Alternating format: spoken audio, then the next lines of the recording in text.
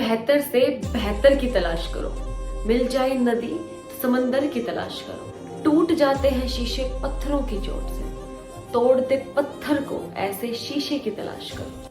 Hello guys, इस शिवानी। आपको पता है मुझे कितना सुनने को मिलता था, बेचारी शिवानी, बेचारी शिवानी। तो इस बेचारी शिवानी से इस शिवानी आने में बहुत मेहनत की है मैंने, तब जाके अब प्राउडली मैं बोल पाती हूँ कि हाँ इस शिवानी। अभी पता है जूनियर बैच भी आ गया, जब वो बोलते हैं डॉक्टर शिवानी, तो मैं एकदम से याद कर लेती हूँ कि कहाँ इतने साल निकाल दिए मैंने बेचारी शिवानी सुन सुन के। अब कितना अच्छा फील होता है। तो ये चीज़ है, पता है, मेहनत मांगती है। एक चीज़ है जो सीख ली है अब कि बिना मेहनत के कुछ भी नहीं मिलेगा। तो चलो अब बताती हूँ कि मैंने 2 महीने पहले क्या क्या चीज़ें फॉलो की थी, मतलब क्या टाइम टेबल मेरा रहा था।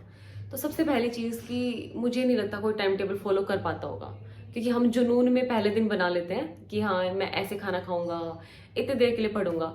और एक और चीज़ आप मुझसे रिलेट कर पाओगे कि जब भी हम टाइम टेबल बनाते हैं फिर उसमें काउंट करते हैं कि स्टडी आवर्स कितने होंगे, और गलती से अगर वो 8-9 घंटे हो जाए फिर वो चीजें काटना स्टार्ट कर देते हैं। हम मूवी का टाइम फिर कम कर देंगे ताकि वो 10 घंटे बना दे उनको। सारी चीजें 1-2 दिन फॉलो होती हैं, लेकिन उसके बाद फॉलो नहीं होती। लेकिन मैं एक चीज बोलूंगी कि टाइम टेबल मत बनाओ, लेकिन अपने दिन का प्लान आपके पास होना चाहिए। क्योंकि अगर आपके पास प्लान नहीं होगा ना, तो आप फिर टाइम वेस्ट करोगे ना, तो आपको रियलाइज नहीं होगा कि आपको मतलब क्या क्या कंप्लीट करना था।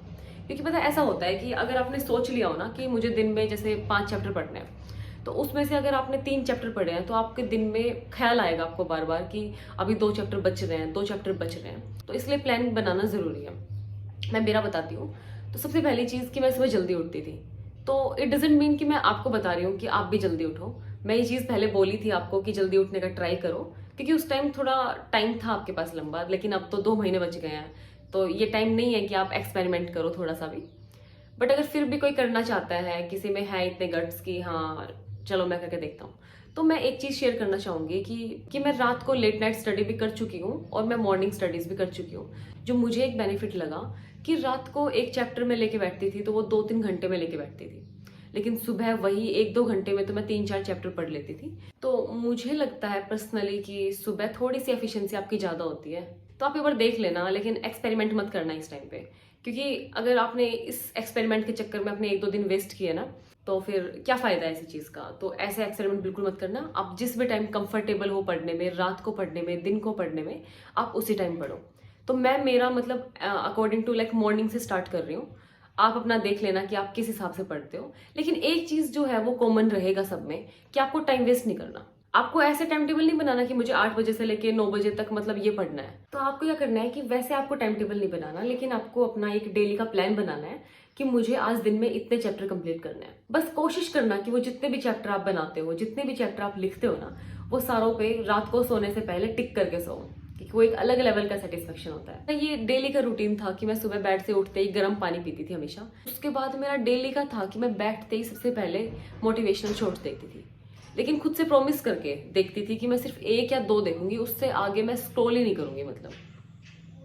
तो आप लोग भी यार खुद पे थोड़ा कंट्रोल रखो। मैं अगर आपको बोलती हूँ कुछ मोटिवेशनल देखो, तो उसका मतलब ये नहीं है कि एक मोटिवेशनल देखने लगे। मेरे पास एक कमेंट आया हुआ था कि आपने बोला है कि मोटिवेशनल देखो, मैं तो एक देखने लगता हूँ, स्क्रॉल करने लगता हूँ एमबीबीएस से, और आके फैशन पे रुक जाता हूँ। तो यार ये सारी चीजें करने का बहुत टाइम मिलेगा आपको लाइफ में। एक बार एमबीबीएस में आ जाओगे तो कुछ करो, आपको कोई टोकने वाला ही नहीं होगा। अब जो थोड़ा बहुत आपको टोक देते होंगे घर वाले या फिर आपके रिलेटिव्स वगैरह, थोड़ा बहुत जज करते होंगे ना, एक बार आप कुछ लाइफ में अचीव कर लोगे ना, आपको कोई नहीं टोकेगा, कोई कुछ नहीं करेगा। बस अब फिलहाल के लिए थोड़ा खुद पे कंट्रोल करो। मतलब मैं इस वीडियो में आपको ये नहीं बता रही कि मैंने फिजिक्स कितनी पढ़ी, केमिस्ट्री कब पढ़ी, बायो कब पढ़ी।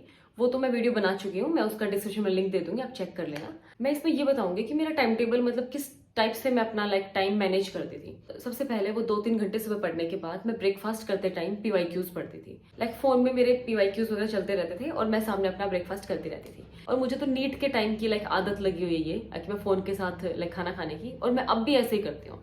ब्रेकफास्ट करने के बाद फिर मैं दोबारा पढ़ना स्टार्ट कर देती। और फिर यार ऐसे नहीं होता था कि मैं 2 घंटे पढ़ रही हूँ, 3 घंटे पढ़ रही हूँ, लेकिन मैंने मेरा टाइम जरूर डिवाइड कर रखा था ऐसे कि मैं सुबह केमिस्ट्री पढ़ती थी, उसके बाद ब्रेकफास्ट के बाद मैं फिजिक्स पढ़ती थी कम से कम दोपहर के लाइक जब तक मैं लंच नहीं कर लेती। लंच के बाद मैं थोड़ी देर लेटती थी हमेशा, क्योंकि मैं लंच करके कभी भी मतलब डायरेक्टली नहीं पढ़ती। तो लंच करके मैं हमेशा लेटती थी, तो लेटते टाइम में फिर से अपनी लाइक एनसीईआरटी ऐसे करके लेट जाती थी, रीडिंग लेती रहती, मतलब रिवाइज करती रहती चैप्टर्स को जो मैंने ऑलरेडी पढ़े हुए हैं। उसके बाद मैं बायोलॉजी पढ़ती थी। ये उस टाइम की बात है जब मेरा सिलेबस कंप्लीट नहीं हुआ था। जब मेरा सिलेबस कंप्लीट हो गया था उसके बाद तो मैंने हमेशा से मतलब 12 से लेके 3 बजे तक का स्लॉट रखा हुआ था अपने उसका मॉक टेस्ट देने का। परमानेंट शिफ्ट था ये मेरा। मैं हमेशा दिन में एक मॉक टेस्ट देती थी लास्ट के 15 दिन में तो, और एक दो बार मुझे याद है मैंने 2 भी दिए हैं। तो आप लोग भी उसी हिसाब से टाइम मैनेज कर लेना। आपका सिलेबस अगर कंप्लीट हो गया है ना, तब मैं आपको बोलूंगी कि आप डेली मॉक टेस्ट दो। लेकिन अगर आपका सिलेबस कंप्लीट नहीं हुआ है तो बिल्कुल मॉक मत देना। आप खुद को चेक कर रहे हो ना मॉक टेस्ट में, लेकिन अगर आपने कुछ पढ़ा ही नहीं है तो आप क्या चेक करोगे खुद को, तो फिर बिल्कुल मॉक टेस्ट मत देना। और 3 से 4 तक का स्लॉट मैंने एनालाइज करने का रखा हुआ था, क्योंकि एनालाइज करना बहुत ज्यादा जरूरी है। पता है टेस्ट में मार्क्स देख के भी काफी आप सैड हो जाते हो, क्योंकि अब पता है 2 महीने बच गए हैं और इस टाइम पे बहुत ज्यादा नेगेटिविटी हो जाती है। एक तरफ आपको लगता है कि सिलेबस कंप्लीट नहीं हो रहा, फिर सोचते हैं कि रिवीजन प्लानिंग भी नहीं हो पा रही, टेस्ट पे मार्क्स इंप्रूव नहीं हो रहे, फिर डर लगने लगता है कि इस बार भी सिलेक्शन होगा या नहीं होगा। ये सारे थॉट्स जो हैं ये कॉमन है सब में, ये सिर्फ आपको ही नहीं आ रहा है, ये सब बच्चों को आ रहे होंगे इस टाइम पे। तो आपको कोई ऐसा इंसान चाहिए जो आपको समझे, जो ये चीजें फेस कर चुका हो। तो आपको चाहिए कोई सीनियर जो आपको अच्छे से गाइड कर सके। इसका एक सोल्यूशन है PCB point mentorship programme. PCB point एक मेडिकल स्टूडेंट की टीम है जो अपने जूनियर्स को गाइड कर रहे हैं। ये काफी डिफरेंट है पर और मेंटरशिप प्रोग्राम से। It's personalised and fully customisable mentorship programme है, जिसमें आपको झुंड में नहीं बल्कि पर्सनली गाइड किया जाएगा। इसमें आपका 2.5 महीने में सिलेबस कंप्लीट करना, टेस्ट एनालिसिस में मदद करना, 1-to-1 कॉल पे आप उनके साथ अपनी प्रॉब्लम डिस्कस कर सकते हो, आपके डेली प्लान्स, आपके टारगेट्स। तो आपको मिलेगा एक नहीं बल्कि 2 मेंटर्स आपको मिलेंगे जो आपके साथ बैठ के आपके डेली के टारगेट्स प्लान करेंगे। आप उनके साथ अपनी सारी पर्सनल प्रॉब्लम शेयर कर सकते हो, आपके डिस्ट्रैक्शंस, आप कब सोए, कब उठे, कितनी देर आप एनसीईआरटी पढ़ रहे हो और कहाँ कहाँ आप गलतियां कर रहे हो, वो सारी चीजों में आपकी मदद करेंगे। वो आपकी सारी प्रॉब्लम्स को ध्यान से सुनेंगे, फिर आपको सारे प्रॉब्लम्स का सोल्यूशन आपको बताएंगे। और साथ में तुम्हें ये प्रोडक्टिविटी किट बॉक्स फ्री में मिलेगा। तो इस किट में आपको मिलेगा फ्यूचर डॉक्टर का बैच, ये 60 डेज प्लानर जो कम्प्लीटली आपके हिसाब से कस्टमाइजेबल है, ये नीट खजाना जिसमें NCERT based chapter wise question practice की पीडीएफ गिवन है, ये एनसीईआरटी मीटर जो आपकी हेल्प करेगा चैप्टर्स को ट्रैक करने में, ये टेस्ट एनालिसिस शीट ये हेल्प करेगी आपके सारे टेस्ट को एनालाइज करने में, ये नीट लाइट का पेपर जो बिल्कुल नीट एग्जाम की तरह है और ये 30 अप्रैल को होने वाला है। आपके मेंटर आपको बता देंगे कि ये टेस्ट आपको कब और कैसे देना है। ये हैंडेड शीट की OMR बुक और एक मोटिवेशनल पोस्टर। ये किट आपको फ्री मिलेगा क्रैश कोर्स के साथ जो कि 1 मार्च से स्टार्ट होने वाला है। ये एक पर्सनलाइज्ड मेंटरशिप प्रोग्राम है, तो इसमें ज्यादा सीटें नहीं है। पहली 100 सीट फिल होने के बाद इसके प्राइसेस भी इंक्रीज हो जाएंगे। तो उनका व्हाट्सएप नंबर आपको स्क्रीन पे शो हो रहा होगा, उनके पास जल्दी से मैसेज करो और बाकी की सारी डिटेल्स वगैरह आपको डिस्क्रिप्शन में मिल जाएंगी, तो चांस मिस मत करना। चलो आगे बढ़ते हैं। उसके बाद मैं शाम को क्या करती थी, शाम को बायोलॉजी के काफी सारे चैप्टर्स रिवाइज करने के बाद फिर मैं शाम को थोड़ी देर छत पे चली जाती थी वॉक करने के लिए, क्योंकि पूरे दिन मैं घर पे रहती थी, बिल्कुल अपने रूम में रहती थी। तो काफी थोड़ा यूं फील हो जाता है कि क्या दुनिया में मैं ही अकेली हूँ, क्या बाकी सारे लोग कहाँ हैं। तो वो देखने के लिए मैं छत पे चली जाती थी। लेकिन छत पे मैं हमेशा क्या करती थी, मैं हमेशा अपनी मम्मी से बात करती थी, क्योंकि वही है जिन्होंने मुझे हमेशा मोटिवेटेड रखा था। और आप इस चीज से रिलेट कर पाओगे, आपके घर में भी कोई ना कोई मेंबर ऐसा होगा जो दिल जान से आपको सपोर्ट कर रहा होगा कि नहीं तू कर सकता है। नीट के टाइम पे भी पता है हमेशा मम्मी मुझे बोलती थी कि मैं तुझे पढ़ता हुआ छोड़ के सो जाती हूँ, और जब मैं उठती हूँ तब भी तू मुझे पढ़ती मिलती है, तू रात को सोती है या नहीं सोती। और सच में जब मम्मी मुझे पूछती थी ना तू रात को कितने घंटे सोई, तो मैं हमेशा उनको 1-2 बढ़ा के ही बोलती थी। तो आपकी जिंदगी में जब ये फेज आ जाए ना कि आप अपने घर वालों से पढ़ने के लिए झूठ बोल रहे हो, तो समझ लेना फिर सिलेक्शन नहीं रुक सकता आपका। क्योंकि हमेशा हमारे घर में यही होता है कि हमारे पेरेंट्स ही बोलते हैं पढ़ लेना तू, पढ़ लेना तू। मुझे खुद मम्मी पूरे साल ये बोलती थी कि नहीं तुझे पढ़ना है, नहीं तुझे पढ़ना है, बीएससी नहीं करनी है, तुझे नीट के लिए पढ़ना है। लेकिन मैं कभी उनकी नहीं सुनती थी, क्योंकि मुझे खुद में उम्मीद नहीं बची थी बिल्कुल भी। लेकिन लास्ट के दिनों में जब मम्मी मुझे बोलने लगी ना कि तू सो कितने घंटे रही है, थोड़ी सो भी ले, थोड़ी सो भी ले, तब मुझे फील होने लग गया था भाई इस बार तो सिलेक्शन कोई नहीं रोक सकता मेरा। तो छत पे मम्मी से सारा डिस्कस करने के बाद अपने सारे दुख सुख कि हाँ मैंने इतना पढ़ लिया मम्मी, इतना बच गया। हालांकि मम्मी को कुछ नहीं पता होता, लेकिन मेरे पास कोई था ही नहीं जिसको मैं अपनी सारी चीजें बता पाऊँ। तो इसलिए मैं अपनी मम्मी का ही दिमाग खाती रहती थी हमेशा कि मैंने इतना पढ़ लिया और इतना बच रहा है, आज मेरे टेस्ट में इतने मार्क्स आए, अगले वाले में ऐसे इंप्रूव कर लूंगी। उनको कुछ नहीं पता, लेकिन मैं अपना बड़बड़ करती रहती थी उनके सामने हमेशा। उसके बाद छत से आने के बाद उसके बाद मैं फिर से पढ़ने बैठ जाती थी और डिनर तक मैं लगातार पढ़ती थी। डिनर के बाद मुझे दिमाग में ये होता था कि मुझे तब तक पढ़ना है जब तक मुझे नींद ना आए, क्योंकि मेरा पूरा दिन ऐसा होता था सिर्फ पढ़ना पढ़ना पढ़ना।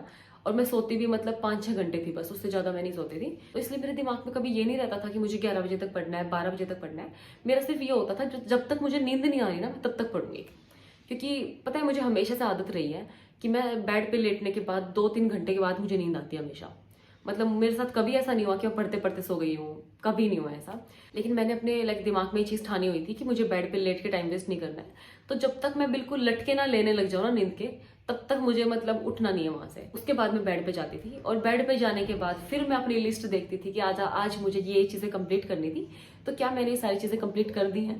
और फिर जो एक सेटिस्फेक्शन होता है ना अलग लेवल का, जब उस पर टिक करते हो आप, फिर मैं उस सेटिस्फेक्शन के साथ फिर मैं सोती थी अपनी अलार्म लगा के। मैं उस अकॉर्डिंग लगाती थी, जैसे मुझे 10 बजे ही नींद आ गई तो मैं उस हिसाब से मैं अपने 5-6 घंटे काउंट करके अपने अलार्म लगाती थी। हमेशा का मेरा यही था। मेरी डेली अलार्म का टाइम थोड़ा डिफरेंट होता था, क्योंकि मुझे बिल्कुल ये था कि मुझे अपनी नींद भी थोड़ी ठीक ठीक कंप्लीट करनी है। तो इस टाइप से मेरा पूरा दिन होता था जिसमें सिर्फ पढ़ाई पढ़ाई पढ़ाई होती थी। इसके अलावा क्या ही होता था, बस खाना पीना होता था, थोड़ी मम्मी से वो 5-10 मिनट की जो बातें होती थी जो मेरा कॉन्फिडेंस यहाँ से यहाँ कर देती थी। तो आई होप कि आपको ये वीडियो थोड़ी यूजफुल लगी हो। तो आप मुझे कमेंट्स में जरूर बता के जाना कि आप किस टाइप से पढ़ रहे हो। और जो पहले मैंने वीडियो बनाई थी टाइम टेबल की, बहुत लोगों ने वो चीज़ फॉलो की है, तो मुझे बताना कि आपको कितना फ़ायदा उससे हो रहा है, क्योंकि मुझे अच्छा लगेगा कमेंट्स पढ़ के कि मैं आपकी थोड़ी बहुत मदद कर पाई।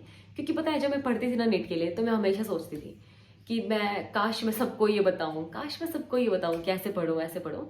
तो प्लीज़ मुझे कमेंट्स में बता के जाना आप लोग कि आप लोगों को कुछ फ़ायदा हुआ इस चीज़ से। और best of luck for preparation. अच्छे से पढ़ो यार, सब भूल जाओ 2.5 महीने, फिर आप अपनी जिंदगी जितना मन चाहे उतना एंजॉय करना, कोई आपको जज नहीं करेगा। तो best of luck for preparation and bye bye.